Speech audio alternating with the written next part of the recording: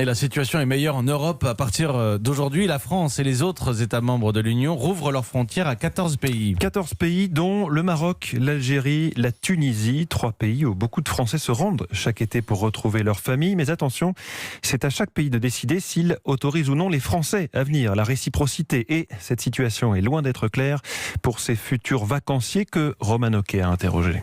Un été sans Maroc, je n'imagine pas, quoi. Je veux dire que je ne vais pas pouvoir aller voir ma famille et mon deuxième pays, c'est un peu désespérant. Pour la première fois depuis 30 ans, Rachid ne verra peut-être pas le Maroc, le pays où il retrouve ses parents chaque été.